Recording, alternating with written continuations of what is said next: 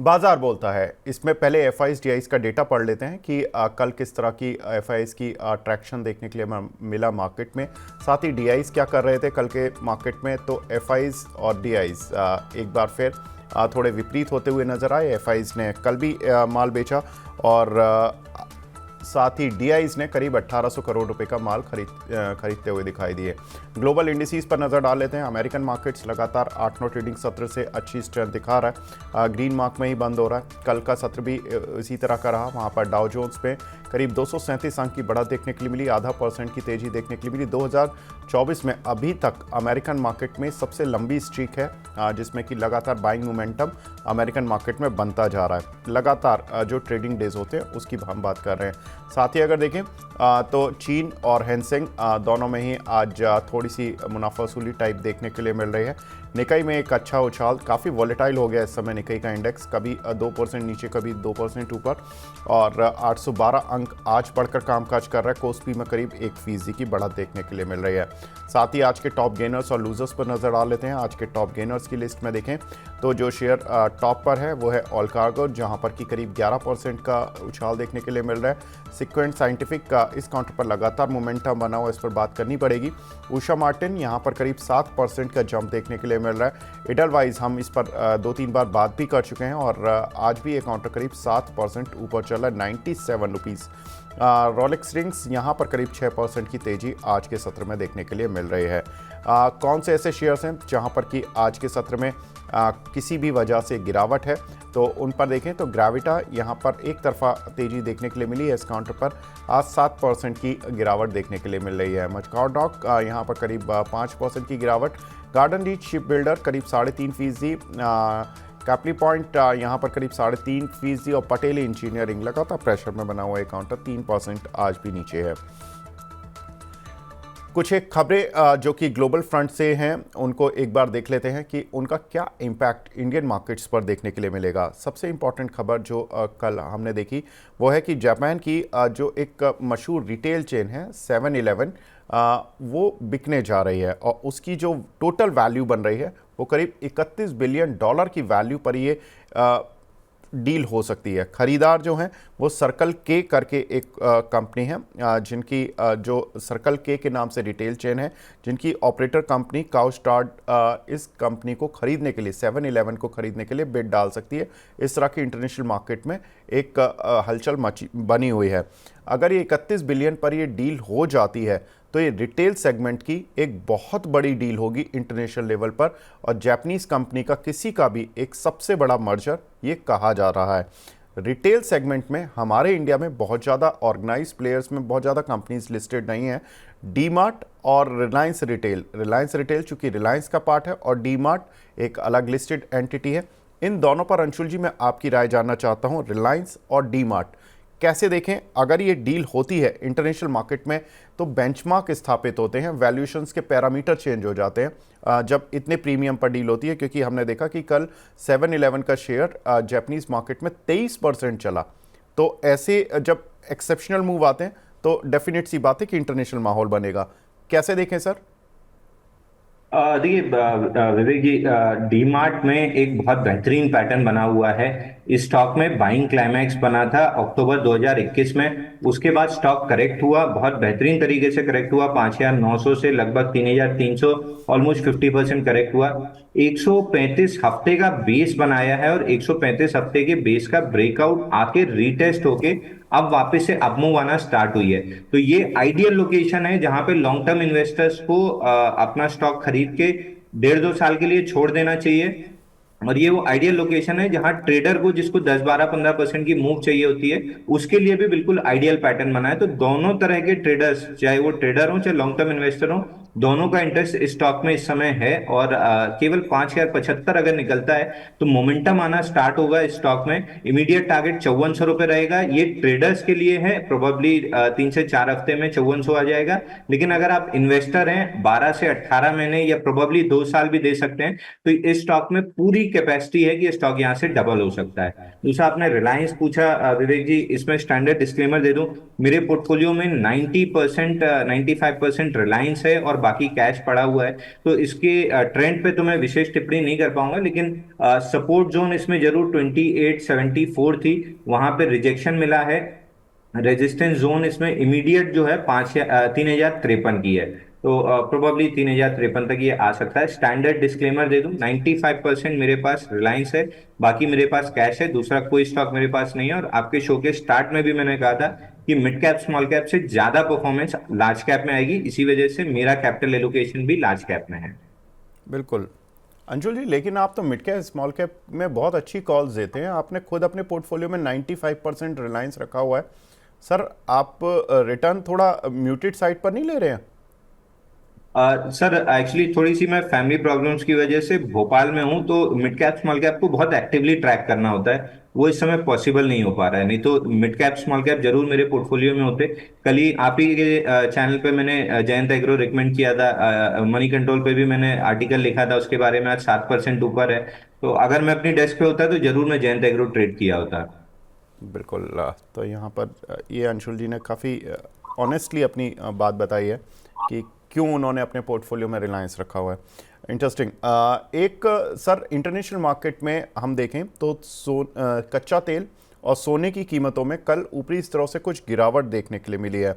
कैसे देख रहे हैं सर? लेकिन सोने ने रिकॉर्ड हाई भी बनाया था। मन्नापुरम फाइनेंस, मुथूट फाइनेंस और साथ ही जो कमोडिटीज़ का एक पूरा बुके हम कह सकते हैं, वेदांता, जिसमें कि क्रूड ऑयल, बेस मेटल, ज़्यादातर सारी चीज़ें इन्वॉल्व रहती हैं। कैसे देख रहे हैं? कल वेदांता पर हमने एक अच्छी रिकवरी आते हुए देखी, 430 से कल 440 पार होता हुआ दिखाई दिया काउंटर। मन्नापुरम, मुथूट, जब भी गोल्ड की वैल्यू बढ़ती है तो एलटीवी जो लोन टू वैल्यू रेशियो होता है, उसके ज़रिए इनको फ़ायदा होता है। कैसे देखें सर इन तीनों काउंटर को? देखिए, क्रूड ऑयल से स्टार्ट करता हूँ। क्रूड ऑयल में एक ट्रायंगल पैटर्न बना हुआ है और लगभग 300 हफ्ते हो चुके हैं, तो ये एक बड़े कंसोलिडेशन में है, और कंसोलिडेशन के अपर एंड से नीचे आ रहा है तो लोअर एंड तक आ सकता है, तो यहाँ से भी और 250-300 पॉइंट क्रूड में जगह है। तो जो ओएमसी काउंटर्स हैं वहां पे अच्छी रैली डेवलप हो सकती है, मिडिल काउंटर्स में कुछ हद तक रैली डेवलप हो सकती है। वेदांता हमको ठीक लग रहा है। वेदांता में एक फॉलोइंग ट्रेंड लाइन है जिसका एक छोटा सा रेजिस्टेंस 457 पे है, तो ये स्टॉक यहाँ से 457 458 तक निकल जाएगा। उसके ऊपर अगर वॉल्यूम के साथ ब्रेकआउट देता है तो फिर 530 540 तक ये स्टॉक आराम से जा सकता है। तो मेरी तरफ से सलाह ये है कि अगर आप लॉन्ग टर्म इन्वेस्टर हैं तो आपको यहाँ पे प्रीएम्प्टिव बाई करना चाहिए, 457 के ब्रेकआउट का वेट नहीं करना चाहिए। बट ट्रेडर्स के लिए 457 का ब्रेकआउट मैंडेटरी है, उसके बाद ही मोमेंटम आना स्टार्ट होगा। तो ट्रेडर्स के लिए 457 के ऊपर ही बाई रिकमेंडेशन रहेगी। दूसरा, मन्नापुरम में पैटर्न काफी अच्छा बना हुआ है और गोल्ड प्राइस जिस हिसाब से राइज हो रही है, आई थिंक जो कंसोलिडेशन पैटर्न है, पिनेंट काइंड ऑफ पैटर्न है, 210 निकलता है तो स्टॉक में अच्छी तेजी डेवलप होगी 245 की तरफ। बट ये स्टॉक मार्केट को आउट परफॉर्म नहीं कर रहा है, इसकी वजह से मेरी लिस्ट में नहीं है। हालांकि पिछले 20-22 दिन में देखें तो ठीक ठाक इसमें ओपन इंटरेस्ट डेवलप हुआ है, तो उसकी वजह से स्टॉक चल सकता है। बट अगर लेना है तो 210 के ऊपर लीजिए, 240 245 का लेवल मिल जाएगा। जी। साथ ही कुछ दर्शकों के सवाल भी लेते हुए चलते हैं साथ में ही। राहुल दास जी बोल रहे हैं कि अंशुल सर की जय हो, 3 दिन में सेलन और शैली इन 2 काउंटर्स के टारगेट अचीव हो गए। सर, ये कहाँ दिए थे और कितने लेवल्स पर दिए थे? अब क्या करना चाहिए? सर ये थर्सडे को जब शायद विपुल जी के थर्सडे को विपुल जी के साथ लाइव था, तब ये 2 काउंटर्स, वो चुन चुन सेगमेंट आता है उसमें रिकमेंड किया था, क्योंकि उस समय मार्केट ये दोनों स्टॉक्स निफ्टी को आउट परफॉर्म करते हुए दिख रहे थे।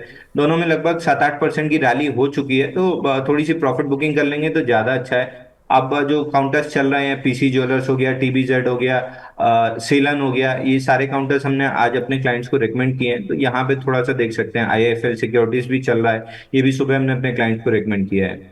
जी। श्वेता जी का सवाल है, टीटागढ़ एक्यूमुलेट करें क्या इस लेवल पर? देखिए, मैं पीएसयू और स्पेशली ये रेलवे काउंटर्स में बिल्कुल भी इंटरेस्टेड नहीं हूँ। मेरे हिसाब से ये स्टॉक्स टॉप्ड आउट हो चुके हैं और यहाँ से अपसाइड बहुत लिमिटेड है, वो बाउंस बैक वाली अपसाइड है, और डाउनसाइड बहुत खुली हुई है 35-40% की। टीटागढ़ अपने 20 और 50 डे मूविंग एवरेज पे पुल बैक ले चुका है, और आज के सेशन में जो कैंडल बन रही है ये फ्रेश डाउन मूव की कैंडल बन रही है, तो और प्रीवियस डे लो भी तोड़ चुकी है। तो यहाँ पे अगर ये काउंटर एफएनडो में होता है तो मैं आपको रिलेटिवली शॉर्ट की कॉल दे देता, और मेरा टारगेट नीचे में लगभग 1,000 रुपए का होता। तो क्लियरली यहाँ से एग्जिट कर लेना चाहिए, बाई की तो बिल्कुल ही नहीं सोचनी है, अगर है तो भी एग्जिट कर लीजिए, छोटे लॉस में एग्जिट कर लेंगे, नहीं तो ये 1,000 तक आता हुआ दिख रहा है प्रोबेबली 1 से 1.5 महीने में। बिल्कुल। आज शिपिंग शेयरों में भी कुछ गिरावट देखने के लिए मिल रही है। आशीष चक्रवर्ती जी का सवाल है चंडीगढ़ से। शिपिंग कॉर्पोरेशन ऑफ इंडिया 287 रुपये के लिए हुए हैं, लॉन्ग टर्म का व्यू है, क्या करना चाहिए इनको? देखिए विवेक जी, मनी नाइन पे पिछले हफ्ते, उसके पिछले हफ्ते, मतलब बजट के एक हफ्ते पहले से मैं कंटिन्यूअसली बोलते आ रहा हूँ कि आप डिफेंस और रेलवे और स्पेशली पीएसयू पूरे काउंटर्स बेच के चलिए। हाई लाइकली है कि अपने हाई से ये स्टॉक 40-50% करेक्ट होंगे। अब मैस्टॉक और एससीआई दोनों ने अपने 50 डे मूविंग एवरेज तोड़ दिए हैं, तो ये दोनों स्टॉक्स नीचे आते हुए दिख रहे हैं। यहाँ से 30% डाउनसाइड आपको आराम से मिल सकती है। और इसमें जिसपे सोने पे सुहागा हम कहते हैं, वो आईसीआईसीआई की रिपोर्ट भी आ गई जिसमें 70% डाउनसाइड वो बता रहे हैं। तो टेक्निकली भी स्ट्रॉन्ग स्टॉक्स वीक लग रहे हैं। ऑर्डर भी जिस हिसाब से मिले थे वो पूरे करने में इनको जितना समय मार्केट ने एक्सपेक्ट किया था उससे ज्यादा समय लग रहा है, जिसकी वजह से रेटिंग एजेंसीज भी डाउनग्रेड कर रही है। तो आउटराइट पीएसयू काउंटर से आपको निकल जाना चाहिए। बिल्कुल, तो पीएसयू काउंटर से निकलने की राय अंशुल जी की। एक हमारे साथ कॉलर भी जुड़ी हैं, प्रियंका जी हैं भोपाल से। Priyanka ji hi, good morning ma'am, पूछिए अपना सवाल। Good morning sir. जी सर मुझे मैम। पूछना था, मेरे पास आईएफसीआई के 85 रुपए के 253 शेयर हैं। ओके। तो अब मुझे उसमें लॉन्ग टर्म के लिए बता दीजिए क्या करना है, लॉस हो रहा है सर उसमें।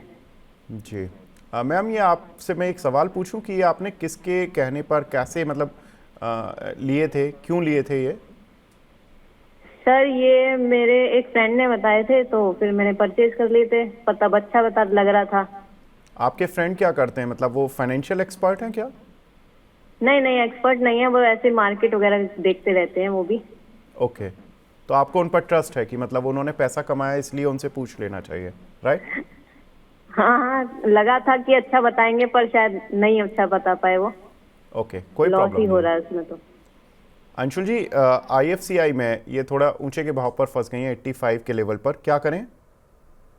और देखिए आईएफसीआई हम भी अपने क्लाइंट्स को रिकमेंड कर रहे हैं। इसने बड़े पैटर्न का ब्रेकआउट दिया था 73 लेवल्स पे, 90 तक गया, अब उस पैटर्न को रीटेस्ट करने नीचे आया है। लेकिन प्रॉब्लम ये है कि ये भी पीएसयू सेक्टर्स में आ जाता है, और दो तीन काउंटर मेरे को पीएसयू में ठीक लग रहे हैं। एक आईआरईडीए है, एक आईएफसीआई है, एक एमएमटीसी है।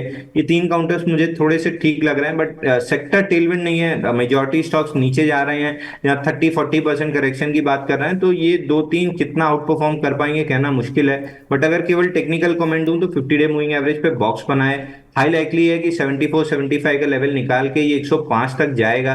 बट अगेन वही है, सेक्टर टेलविंड मिसिंग है, तो कितना चल पाएगा या आउट परफॉर्म कर पाएगा इस पे मेरे को हमेशा डाउट रहेगा। तो अगर आपके पास है तो एक काम कीजिए, 65 रुपीज का स्टॉप लॉस लगा के होल्ड कीजिए। 65 के नीचे क्लोज करता है तो एग्जिट कीजिएगा, या फिर 90-95 के लेवल आता है तो वहां पे एक बार रिकंसिडर कर लीजिएगा। 90 के ऊपर टिकता है तो 105 मिल जाएगा। जी, पवन बेलवाल जी का सवाल है, ईएमएस में क्या व्यू है आपका? ईएमएस, जी। देखिए इस काउंटर में ये मार्केट को आउट परफॉर्म करता हुआ काउंटर दिख रहा है। हालांकि लास्ट ओके। वीक की सेलिंग वाली थी, लेकिन उसको फॉलो थ्रू मूव नहीं मिल रहा है। तो जब तक ये स्टॉक 766 के ऊपर ट्रेड कर रहा है, हाई लाइकली है कि अपना बुलिश स्टैंस मेंटेन करेगा। मोमेंटम 897 के ऊपर बनेगा, जहां ये स्टॉक 1040 तक जा सकता है। फिलहाल कंसोलिडेशन में प्रोबेबली 2 हफ्ते और कंसोलिडेट कर सकता है स्टॉक, तो थोड़ा सा इंतजार कीजिए। 897 निकलता है तो फिर लॉन्ग कीजिएगा। जी, निवन्या जी का सवाल है कोचिन शिपयार्ड पर, और एक हमारे दर्शक हैं परिजात जी, उनका सवाल है मझगांव डॉक पर। कोचिन शिपयार्ड, पहले मैं इनका ही सवाल ले लेता हूं सर। 26 शेयर हैं इनके पास 1950 के, क्या करना चाहिए? वैसे तो आपने बता ही दिया है कि आप बियरिश हैं। देखिए, इसमें एक सपोर्ट जोन थी जो लास्ट 2-3 अपीयरेंस में भी मैंने कहा था, 50 डे मूविंग एवरेज तोड़ रहा है 2280 पे, सेल कर लीजिए। इसमें लास्ट लाइन ऑफ सपोर्ट 2076 की है, जो प्रीवियस स्विंग हाई था जहां से ब्रेकआउट आया था, उसको आज के सेशन में तोड़ रहा है। बहुत मुश्किल है कि यहाँ से रुकेगा। अगर एक बार 2075-76 होल्ड हो गया तो बाउंस बैक में 2150 मिल सकता है, बट अगेन वो भी एक सेलिंग अपॉर्चुनिटी होगी। हाई लाइकली टारगेट इसका 1370 रुपये आता हुआ दिख रहा है। एकदम आउटराइट एग्जिट की सलाह है। मैं बाउंस बैक के लिए भी आपको सलाह नहीं दूंगा। आप किसी अच्छे आउट परफॉर्मिंग काउंटर में चले जाइए, वहां पे आपका पैसा रिकवर हो जाएगा। यहाँ पे बहुत कम चांस है कि बाउंस बैक करेगा, 20%। 80% चांस है कि ये स्ट्रेट नोज टाइप मारते हुए 1370 तक जाएगा। मैं स्टॉक में भी सिमिलर चीज है, आज 50 डे मूविंग एवरेज के नीचे क्लोज कर रहा है, तो 3300 रुपए का तो इमीडिएट टारगेट नीचे में आता हुआ दिख रहा है मुझे। जी, परिजात जी का जो सवाल था सर, मझगांव डॉक इसमें ये पूछ रही हैं कि काफ़ी लो हो गया, क्या खरीदें आज? वैसे तो अंशुल जी की राय किसी भी पीएसयू काउंटर को खरीदने की नहीं है। उन्होंने 3 ही काउंटर अपनी लिस्ट में डाले हैं, एमएमटीसी, इरिडा और आईएफसीआई। लेकिन मझगांव डॉक सर, कुछ लगता है अगर खरीदें तो कहाँ तक वेट करें? कौन सा ऐसा लेवल लग रहा है आपको कि ऑन चार्ट की, चलिए ठीक है, मैं बोलता हूँ सर 50% भी नीचे अगर आप एंटीसिपेट कर रहे हैं तो वो लेवल तो होगा कुछ की जहां पर कि आप कंफर्ट में होंगे। देखिए विवेक जी, इसके लिए मैं आपको एग्जांपल दिखा देता हूँ। एचईजी का चार्ट अगर आप लगाएंगे मंथली, आप देखिए 2018 में स्टॉक ने बाइंग क्लाइमैक्स किया था। उसके बाद से आज 2018 से 6 साल हो गए, स्टॉक अपने हाई से 40-45% डाउन चल रहा है। तो अगर आप इतना लंबा बेस बनने का वेट कर सकते हैं कि 7-8 साल बेस बनाता रहे स्टॉक और आपको कोई दिक्कत ना हो, तो फिर आप लगभग 3300 के आसपास 50% ले सकते हैं। उसके नीचे अगर कहीं बेस बनना स्टार्ट होता है तो वहां पे 50% लेके होल्ड कर सकते हैं। बट अगर ये एचईजी वाली कैटेगरी में निकला तो 6-8 साल 10 साल, पीईजीएल ने 10 साल बेस बनाया था। कोई स्टॉक 18 महीने में बेस बना लेता है, कोई 10 साल लगा देता है। तो मुझे ये नहीं पता कि ये एमआई स्टॉक कितना लंबा बेस बनाएगा, इसलिए मैं आउटराइट सेल रिकमेंड कर रहा हूं। जब बेस बन जाएगा, जैसे अभी एक स्टॉक हमने डिस्कस किया जिसमें 135 हफ्ते का बेस बन के ब्रेकआउट बना है, तो हो सकता है कि 135 हफ्ते ये भी बेस बना के चल जाए। तो वो 135 हफ्ते आप अपना टाइम क्यों वेस्ट कर रहे हैं? किसी आउट परफॉर्मिंग स्टॉक में डाल दीजिए। कुछ नहीं मिलता तो आप निफ्टी 20 लेके छोड़ दीजिए। एटलीस्ट उतने समय में आपका कुछ तो कैपिटल एप्रिसिएशन होगा और ये 3300 में मिल जाएगा। तो अंडर परफॉर्मिंग स्टॉक्स को सिर्फ इसलिए कि प्रीवियस आउट परफॉर्मर रहा है पूरे मार्केट में, हर सोशल मीडिया पे बज हो रहा है, आप पार्टी में बिल्कुल लेट है। अब पार्टी पूरी खत्म हो चुकी है, बुफे पूरा उठ चुका है। अब केवल यहाँ पे डस्टबिन बची हैं, तो उसको बटोरने के लिए आने का कोई मतलब नहीं है। आप पीएसयू स्टॉक्स बिल्कुल भी छेड़ने लायक नहीं है, इनको अकेले छोड़ दीजिए। अपना करेक्शन जब कंप्लीट कर लेंगे, बड़ा बेस बना लेंगे, साल 2 साल 3 साल में जब फ्रेश ब्रेकआउट्स आएंगे, तब बाई करना ज्यादा अकलमंदी की काम रहेगा। फिलहाल आपको लेना ही है तो आईआईएफएल सिक्योरिटीज देख लीजिए। हमने अपने क्लाइंट्स को सुबह रिकमेंड किया है, ऑलरेडी 3-3.5% चल चुका है, यहाँ से 12-15% ऊपर जाता हुआ दिख रहा है। तो वो स्टॉक आप परचेज कर लीजिए, मोमेंटम मिल जाएगा आपको। जी, चलिए, ये भी अच्छी बात है कि आप कोई दूसरा शेयर जहां पर कि मोमेंटम मिल सकता है, जहां पर रिस्क कम है। देखिए, रिटर्न हो सकता है कि किसी भी काउंटर में मिल जाए, लेकिन रिस्क पैरामीटर भी उसके साथ ही चेक करना होता है। जो अंशुल जी बता रहे हैं, ये रिस्की शेयर हैं, इसलिए ये वहाँ पर उस सेगमेंट में एंट्री नहीं करवाना चाह रहे। इंटरेस्टिंग। कुछ एक खबरें भी हैं जो डोमेस्टिक फ्रंट से हैं, उनको भी एक बार देख लेते हैं। आरबीआई ने कहा है कि Q2 में इंडिया की जो जीडीपी ग्रोथ रहेगी वो 7.2% रहने का अनुमान है। साथ ही अगर देखें तो एक खबर जोमेटो को लेकर आई है, जिसमें कि जिसमें कि खबर है कि एंटफिन सिंगापुर करीब 40.8 करोड़ डॉलर के वैल्यू का हिस्सा बेचेगी कंपनी में। जोमेटो को कैसे देख रहे हैं सर? देखिए विवेक जी, जोमेटो को मैं टेक्निकली फंडामेंटली दोनों ट्रैक करता हूँ, क्योंकि लॉन्ग टर्म के लिहाज से मेरे को ये स्टॉक लगभग 500 रुपए जाता हुआ दिख रहा है, और ये टारगेट हम लगभग 120 रुपए के आसपास से देते आ रहे हैं। जो फंडामेंटल फ्रेंड्स है मेरे, उन्होंने इसको काफी डीपली स्टडी करके बताया था कि ये प्लेटफॉर्म फी जब भी 1 रुपए से प्लेटफॉर्म फीस बढ़ाते हैं, तो आप मान के चलिए कि स्टॉक प्राइस में 70 से 80 रुपए का इजाफा आपको आराम से देखने के लिए मिलेगा, क्योंकि सीधा सीधा वो 1 रुपए जो बढ़ता है वो 400-500 करोड़ रुपए बन के इनके बॉटम लाइन यानी प्रॉफिट्स में जाता है। टेक्निकली देखें तो स्टॉक एक बॉक्स में चल रहा है पिछले 12-13 दिन से, और बॉक्स का हाई रिजेक्ट हुआ है, तो थोड़ा सा पुल बैक ले सकता है 233 तक। बट वापस से ये स्टॉक अगर 233 के बाद बेस बनाता है तो वापस अप ट्रेंड कंटिन्यू करेगा।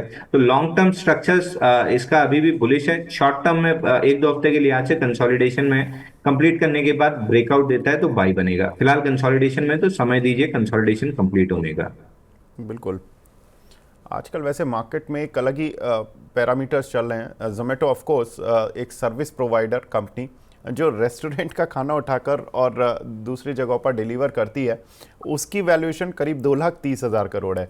और वहीं अगर आप जुबिलेंट, देवयानी और जितनी भी रेस्टोरेंट चेन है उनकी सबकी कंसोलिडेट कर दें तो शायद जोमेटो को पार नहीं कर पाएगी। उसी तरह से जो बहुत सारी होटल कंपनीज़ हैं उनकी वैल्यूएशन मिलाकर अगर हम देखें तो जो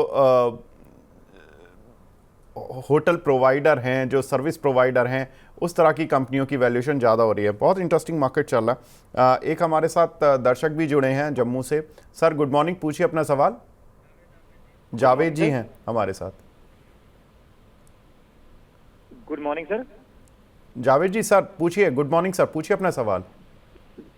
सर मेरे पास आधार हाउसिंग फाइनेंस के सर 100 शेयर हैं 441 पे सर, राय जाननी है सर क्या करना है सर। जी, आधार हाउसिंग, इस पर काफ़ी सवाल आ रहे हैं अंशुल जी। 100 शेयर हैं इनके पास 441 के भाव के, क्या करें ये? ये आधार हाउसिंग फाइनेंस 394 वाला विवेक जी। जी देखिए इसमें आईपीओ बेस ब्रेकआउट आया था 375 के लेवल पे, जहां से इसने अपना टारगेट कंप्लीट किया था 475 का। वहां से पुल बैक ले रहा है, ब्रेकआउट पॉइंट रीटेस्ट हुआ है, स्विंग लो फेल किया है, तो मोस्ट लाइकली यहां से एक बार के लिए बाउंस बैक करेगा 418 419 तक। बट ये स्टॉक थोड़ा सा लंबा बेस बनाने में जाएगा, प्रोबेबली 3-4 महीना ये बेस बना के फिर चलेगा। पहला लेग कंप्लीट किया है तो अब उसको एब्जॉर्ब डाइजेस्ट करने में इसको 2-3 महीना लगेगा।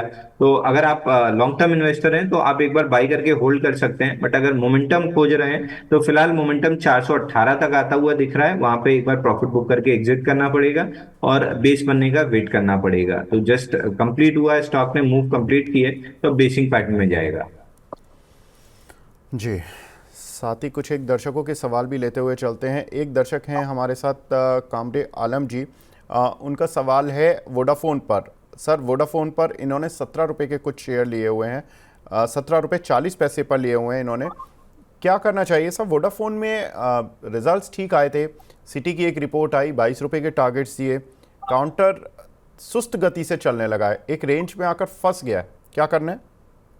देखिए विवेक जी, इसमें 30 महीने का cup and handle pattern breakout आया था 16 रुपए 80 पैसे पे। ब्रेकआउट सस्टेन भी हो जाता, लेकिन जो फ्री फ्लोट बढ़ा था स्टॉक का, अब इतना हैवी फ्री फ्लोट हो गया है कि स्टॉक को चलाना काफी मुश्किल हो गया है। तो मैं इस स्टॉक को पहले मैंने भी रिकमेंड किया था 1680 के ब्रेकआउट पे मेरा स्टॉप लॉस ट्रिगर हो गया था।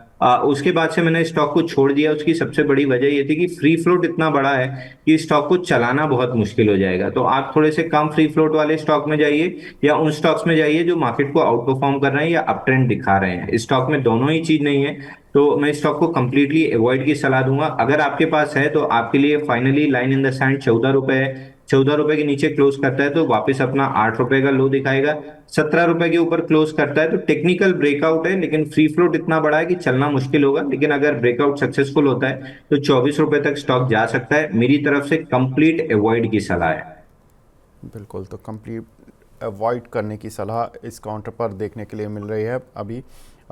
लेकिन एक खबर और लेते हैं जो कि बड़ी इंटरेस्टिंग है। भारत की जुलाई में रिटेल सेल्स ग्रोथ कोविड के समय पर जो चल रही थी उस लेवल पर पहुंच गई, यानी 2% की रिटेल सेल्स ग्रोथ आई है। लोग यानी कि मॉल में जा रहे हैं, भीड़ पूरी है, लेकिन शॉपिंग नहीं कर रहे हैं। ये अंशुल जी थोड़ा सा चौंकाने वाला फैक्टर मिल रहा है, क्योंकि या तो ब्रांडेड कपड़े नहीं खरीद रहे हैं, नॉन ब्रांडेड खरीद रहे हैं। रिटेल सेल्स में पर रिटेल सेल्स में तो ओवरऑल सारा ही डेटा आना चाहिए लॉजिकली, लेकिन ये जो रिटेल सेल्स कंपनियां ये क्या करें? भीड़ देख रही हैं लेकिन सेल्स नहीं देख रही हैं।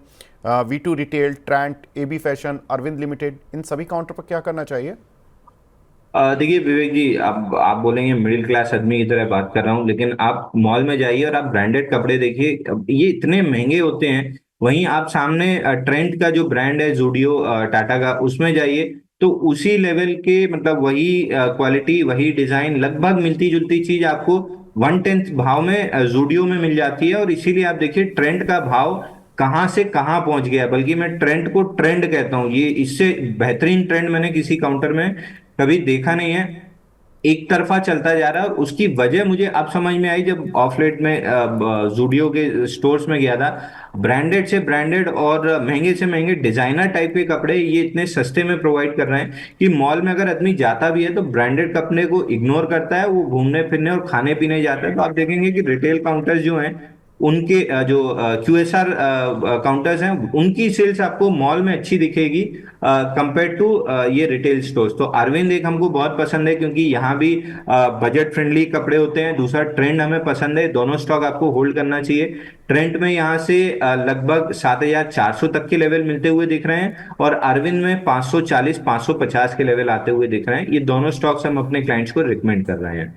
बिल्कुल, तो अरविंद और ट्रेंट ये दो काउंटर जहां पर की नज़रें बनाकर रखनी होंगी।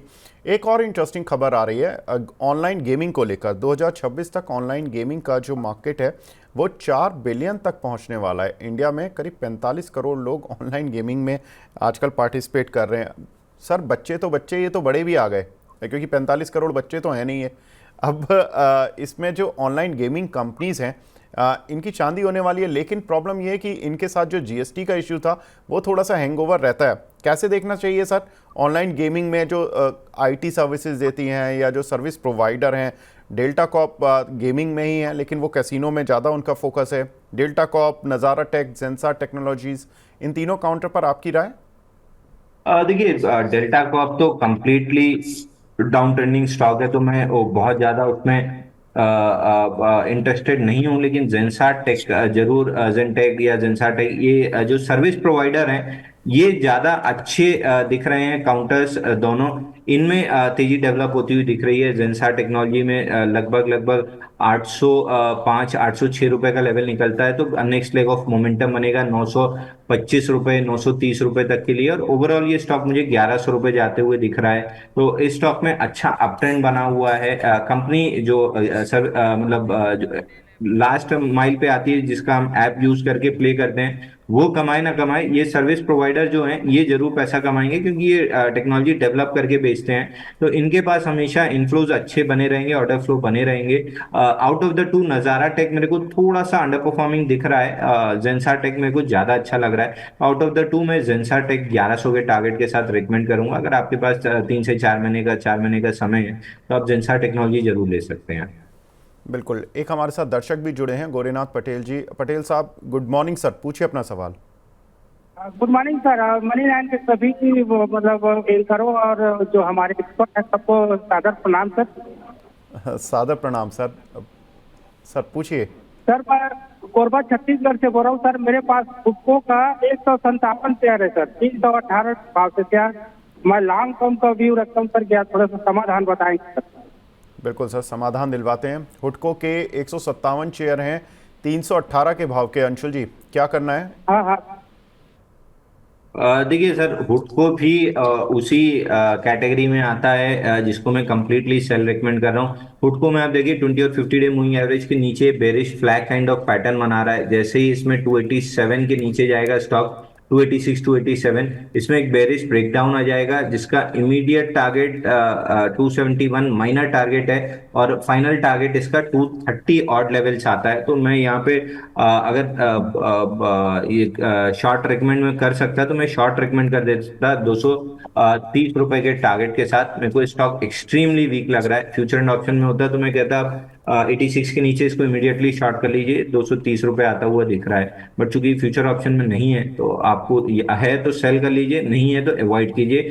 PSU कंप्लीटली अवॉइड कीजिए, ये माल डिस्ट्रीब्यूट कर रहे हैं। केवल चार्ट पे अगर आपको कुछ नहीं देखना आता है तो एक छोटी सी चीज देखिए, अप कैंडल्स में वॉल्यूम कितना है और डाउन कैंडल में वॉल्यूम कितना है। यहाँ अप कैंडल में ड्राइड अप वॉल्यूम है, डाउन कैंडल में हेवी वॉल्यूम्स आ रहे हैं, यानी ये स्टॉक डिस्ट्रीब्यूट हो रहा है, ये रिटेलर्स को माल दिया जा रहा है, और फिर लंबे समय के लिए रिटेलर्स इसमें फंस के रह जाएंगे। बिल्कुल। तो अंशुल जी तो PSU शेयर्स पर पूरी तरह से बेयरिश हैं और टेक्निकल चार्ट उनको सपोर्ट कर रहे हैं, और उनका मानना है कि कोई भी बाउंस इन काउंटर्स में बिकवाली का ही एक मौका रहेगा। और अंशुल जी का ये भी मानना है कि जितने भी ये PSU शेयर हैं इनमें केवल 3 ही शेयर ऐसे हैं जहां पर कि आप एक बार पॉजिटिवली देख सकते हैं, बाकी नहीं। बाकी अंशुल जी, जैसे ये जो लोग हैं जो 20% के लॉस में बैठे हैं, कोई 25% के लॉस पर है, अभी तो एक रेंज में है लॉस। हम तो ऐसा भी देखते आए हैं स्टॉक मार्केट में कि शेयर 80% नीचे आ जाते हैं। जब वो चलते इस तरह से हैं तो वो इतना तेज़ी से नीचे भी आते हैं, और जिस तरह का आप एंटीसिपेट कर रहे हैं, तो अगर इनके हाई से जो वैल्यू आप देख रहे हैं 50 से 70%, तो उस हिसाब से तो बहुत सारे रिटेल निवेशकों को बड़ा नुकसान हो जाएगा। तो सर जो स्विचिंग है, स्विचिंग के लिए कोई ऐसे शेयर हैं जो कि आपको लगता है कि इनके 25-30% के जो घाटे हैं, 20% से 30% के घाटे, ये पूरे हो सकते हैं? इंडिया इन्फोलाइन आप ऑलरेडी बता चुके हैं, क्या उसका उतना बड़ा टारगेट है क्या? देखिए, इंडिया इन्फोलाइन हो गया, एडेलवाइस हो गया, ये मेरे को ठीक लग रहा है। आप ओएमसी काउंटर लेके अगर छोड़ देंगे तो 10-15% मूव आपको फटाफट में मिल जाएगा। क्रूड में अगर 300 रुपए की डाउन मूव जो मैं देख रहा हूँ कि ट्रायंगल बॉटम तक आ रहा है, अगर वो आ जाती है तो ओएमसी यहाँ से 15 से 20% की रैली आराम से दे देंगे। तो आपका वैसे भी अगर आपके लिए से 25% नीचे है तो आपको 35-36% की अपसाइड चाहिए होगी अपनी कैपिटल पे वापस आने के लिए। तो ओएमसी काउंटर्स देख सकते हैं। और थोड़ा सा अगर रिस्क टेकिंग है तो आईआईएफएल देख लिया, सेलन देख लिया, जयंत एग्रो देख लिया। ये 3-4 स्टॉक्स हैं जो हमने अपने क्लाइंट्स को 15% के अपसाइड के साथ रिकमेंड किए हुए हैं। ऑलरेडी 6-7% स्टॉक्स चल चुके हैं। तो कोई नया ऐसा स्टॉक रहेगा तो हम जरूर रिकमेंड करेंगे। बट ये 3 काउंटर्स हैं जहां पे अभी भी 15% अपसाइड बची हुई है, और लार्ज कैप थोड़ा सा रिलेटिवली सेफ जाएंगे तो ओएमसी काउंटर्स आप यहाँ ले सकते हैं। हिंद पेट्रोल, बीपीसीएल बहुत अच्छा लग रहा है, 15% की अपसाइड आराम से मिल जाएगी। तो एक ही काउंटर से या एक ही ट्रेड से लॉस रिकवर करने की कोशिश मत कीजिए। छोटे छोटे स्टेप्स में अगर करेंगे, जैसे 15% यहाँ दिख रहा है, तो इसको जब प्रॉफिट बुक करेंगे तब वापस आपको मनी 9 पे कोई ना कोई एक्सपर्ट मिल जाएगा जो 10-12% चलने वाला स्टॉक आपको बता देगा। तो 2-3 ट्रांचेस में लॉस कवर करने की कोशिश कीजिए। बट पीएसयू से अगेन मेरी रिक्वेस्ट है, मैं ऑलमोस्ट बजट के टाइम से कहते आ रहा हूँ कि पीएसयू से एग्जिट कीजिए। यहाँ पे बाइंग क्लाइमैक्स हुआ है, मेरी कोई पीएसयू से दुश्मनी नहीं है, लेकिन प्राइस चार्ट जो टेक्निकल चार्ट होते हैं बाइंग क्लाइमैक्स, उसके बाद 50% चांस होता है कि स्टॉक 80% करेक्ट करेगा और 80% चांस होता है कि 50% करेक्ट करेगा। मैं इसीलिए पीएसयू को क्लियरली एग्जिट बोल रहा हूँ। बिल्कुल थ्योरी है, ऐसा नहीं है कि कोई मतलब अंशुल जी ऐसे ही बता रहे हैं कि बहुत चल चुके हैं इसलिए गिरना है, नहीं। चार्ट वीक है और लॉन्ग टर्म पैटर्न वीक है, इसलिए वो बोल रहे हैं। अंशुल जी चलिए मैं कुछ और काउंटर्स की बात करता हूं जहां पर कि पैटर्न थोड़े से स्ट्रांग हुए हैं relatively. Minda Corp on chart कैसा दिख रहा है आपको? देखिए, मिंडा कॉर्प हमारी एक्टिव वॉच लिस्ट में है। ये स्टॉक आउट परफॉर्म कर रहा है मार्केट को। इसमें एक बेस का ब्रेकआउट आया था 440 रुपए में। अभी एक फ्लैग पैटर्न बन रहा है डेली चार्ट पे। लगभग कल भी इनसाइड बार था, आज भी अभी इनसाइड बार है। अगर इनसाइड बार रह जाता है तो बहुत बेहतरीन होगा। कल के सेशन में प्रोबेबली 530 का ब्रेकआउट मिलेगा, लेकिन अगर आज के सेशन में भी ये स्टॉक 530 के ऊपर निकल जाता है तो बिल्कुल आपको बाई करके चलना चाहिए। 640-645 का इमीडिएट 2 से 3 हफ्ते में टारगेट मिलेगा। तो अगेन ये भी 20% का मूव वाला कैंडिडेट है। आप चाहें तो मिंडा कॉर्प भी ले सकते हैं, बहुत बेहतरीन स्ट्रक्चर दिख रहा है, लेकिन 530 के ऊपर लीजिएगा जब ब्रेकआउट और मोमेंटम आना स्टार्ट हो। रिलायंस इंफ्रा इस काउंटर में बहुत गिरावट के बाद अब कुछ संभलता हुआ दिख रहा है, क्या कुछ डेवलपमेंट हो रहा है इसका ऑन चार्ट और डेटा? देखिए, एडीएजी काउंटर्स मैं पर्सनली कभी रिकमेंड नहीं करता हूं, और मेरे को बहुत अच्छा कोई पैटर्न भी नहीं दिख रहा है। जो लेट सेल ऑफ आया था अप्रैल में 300 रुपए से 150 रुपए तक, अगेन देखिए 50% करेक्ट हो गया था, उसी का पुल बैक लग रहा है। और ज्यादा से ज्यादा 260 तक जा सकता है, उसके ऊपर लग नहीं रहा है मेरे को। और पर्सनली मैं कभी एडीएजी काउंटर रिकमेंड नहीं करता हूँ, क्योंकि एक भी खराब न्यूज और लोअर सर्किट मारने लगते हैं स्टॉक्स। बिल्कुल। ईकेसी एवरेस्ट कैंटो सिलेंडर, इस काउंटर का मूव देखिए बहुत ही शानदार है। पिछले कुछ दिनों में 130 रुपए से अब ये 190-200 की रेंज तक टच करता हुआ दिख रहा है। क्या करें अब इस काउंटर पर? देखिए विवेक जी, स्टैंडर्ड डिस्क्लेमर के साथ स्टार्ट करता हूँ। फ्राइडे को 173.50 में और आज सुबह 9:39 AM को 175.50 पे हमने अपने क्लाइंट्स को रिकमेंड किया था। मैंने पर्सनली रिकमेंड किया था 10% अपसाइड के साथ। 192 रुपए में 10% का अपसाइड मिल गया है तो हमने प्रॉफिट बुकिंग की सलाह दी है। बट अगर आपका व्यू 4 से 6 हफ्ते का है तो आपको इस स्टॉक में 220 रुपए तक का टारगेट मिल सकता है। अब जब 1-2 दिन साइडवेज रहेगा, इनसाइड बार या टाइट रेंज कैंडल्स बनाएगा, तो हम वापस से इसको ब्रेकआउट पे बाय रिकमेंड करेंगे। फिलहाल बाइंग में आपका रिस्क रिवॉर्ड मैच नहीं करेगा, तो 1-2-3 दिन अगर छोटी रेंज की कैंडल्स बन जाती हैं तो स्टॉप लॉस छोटा हो जाएगा, वहां पे फ्रेश बाइंग रिकमेंडेड रहेगी। तो स्टॉक 220 जाता हुआ दिख रहा है। जी, एक हमारे साथ दर्शक भी जुड़े हैं, आदर्श यादव जी आजमगढ़ से। यादव सर, हाय, गुड मॉर्निंग सर, पूछिए अपना सवाल। हाँ सर, रेमंड का शेयर मैंने लिया था 3582 रुपए का जी वो इस टाइम तो 1875 चल रहा है, क्या होल्ड करें या इसको निकल जाए? जी सर, कितना टाइम दे सकते हैं यादव जी इसको? सर जब टाइम तो दे सकते हैं, उसमें नहीं कोई दिक्कत है, लेकिन बढ़ना है कि बढ़ना नहीं है जैसे तो। चलिए पूछ लेते हैं, बिल्कुल। अंशुल जी, इनके पास 3382 रुपए के रेमंड हैं, क्या करें? देखिए सर, मेरे ख्याल से कॉर्पोरेट एडजस्टमेंट इनने किया नहीं है। कॉर्पोरेट एडजस्टमेंट है क्योंकि चार्ट पे 3300 रुपए दिख ही नहीं रहा है। 2380 रुपए का ऑल टाइम हाई है। इसमें से कोई कंपनी अलग हुई थी जितना मुझे याद आ रहा है जी बिल्कुल। कुछ कॉर्पोरेट इसमें। वैसे स्टॉक 50 डे मूविंग एवरेज पे बेस बना रहा है। 2200 2250 तक ये बाउंस बैक कर सकता है। स्टॉप लॉस लगा लेना चाहिए नीचे में 1770 रुपए का। अगर 1770 नहीं टूटता है, जिसकी उम्मीद काफी कम है, तो ये स्टॉक 2250 तक आपको बाउंस बैक दे सकता है। तो एक बार कॉर्पोरेट एडजस्टमेंट के हिसाब से अपनी एक्चुअल बाई प्राइस अगर ये निकाल लेंगे तो ज्यादा अच्छा रहेगा। जी यादव जी, आपको ना एक कंपनी के रेमंड के साथ दूसरी कंपनी के शेयर मिले होंगे, और नहीं मिले तो आप अपने ब्रोकर से पता कर लीजिए और उन दोनों की प्राइजेस जोड़कर देखिएगा कि क्या आपकी बाइंग प्राइस के वैल्यू बन रही है या नहीं बन रही है। 8 से मल्टीप्लाई कीजिए आप अपनी 3318 की वैल्यू को, और तो करीब 24-25 हज़ार रुपये के करीब आएगी आपकी वैल्यू। और उस वैल्यू को कंपेयर करना जब आपके दोनों शेयर, 8 शेयर रेमंड के और बाकी जो दूसरा शेयर मिला है उसके, उन दोनों की वैल्यू जोड़कर देखना। तो अगर आपकी 25,000 पार कर रही है या उसके नीचे है तो आपको रिव्यू करने की ज़्यादा ज़रूरत है। चलिए अगले सवाल की तरफ बढ़ते हैं। अगला सवाल है, पहले सर एक काउंटर और, बजाज फाइनेंस, यहाँ पर एक अच्छा मूव आज काफ़ी दिनों बाद बनता हुआ दिखाई दिया। ये मूव सस्टेनेबल है, और अगर है तो कितना है? एक बार स्टॉक का नाम रिपीट करेंगे? सब बजाज फाइनेंस।